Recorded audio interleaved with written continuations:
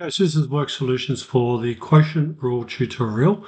Remembering that in the quotient rule, leave the fraction as a fraction and have u in the numerator and v in the denominator. Now v is in the denominator, you don't make the power on the v negative because it's a term that's already in the denominator. So in A's case, u is going to be 3x minus 1 to the power of 4, which means u dash will be 4. 3x minus 1 to the power of 3, then times a 3 because of the derivative of the inside, which is 12. 3x minus 1 to the power of 3, and v equals x plus 1, so v dash is 1. For the derivative using the quotient rule, we start with v. So this times this will give me 12, x plus 1, times 3x minus 1 cubed.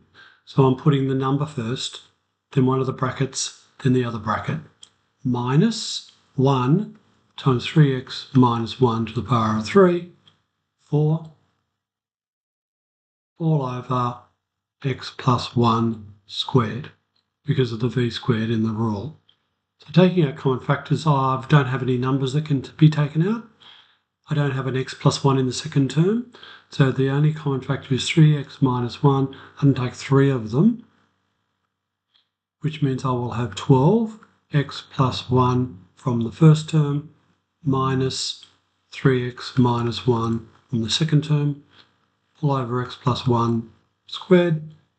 And to simplify that a little bit further, we will have 3x minus 1 cubed and x plus 1 squared, and this will be 12x plus 12 minus 3x plus 1, which will give you a final answer in the numerator of 3x minus 1 cubed and 9x, so 12x minus 3x plus 13, all over x plus 1 squared as being the final simplified answer. In part B, u is going to be e to the x squared, which means u dash is going to be e to the x squared times 2x, which I'll rewrite as being 2x e to the x squared, and v is going to be x, so v dash is going to be 1. So using the quotient rule, I will have a fraction. I will start with v, so that will give me 2x squared e to the x squared minus e to the x squared all on x squared, and I can take out a common factor by the looks of it of e to the x to leave me with 2x squared minus 1 as being the final simplified expression. And part C, u equals x cubed, u dash equals 3x squared, v equals x minus 1 to the half, so v dash is a half, x minus 1 to the negative a half. And leave it in the fraction x minus 1. Don't turn it into x minus 1 in the denominator. So c dash of x will equal a fraction. I start with v. So it will give me 3x squared, x minus 1 to the half, minus a half, x cubed, x minus 1 to the negative a half, all over x minus 1 square root squared. So now to clean it up, my denominator becomes x minus 1 because the square root squared will give you the bracket x minus 1.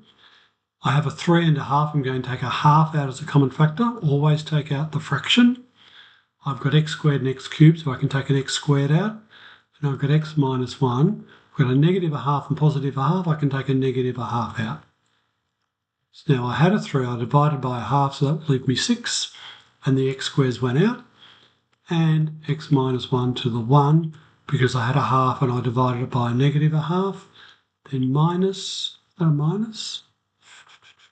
it's minus, a half went, the x squared length, which left an x, and the x minus 1 to the negative a half went out, so I can clean this right up.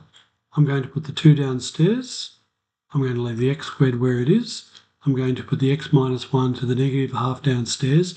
and combine it with the x minus 1 that's already there and make it x minus 1 to the 3 on 2, then I'll have 6x minus x is 5x minus 6 as being my final simplified answer.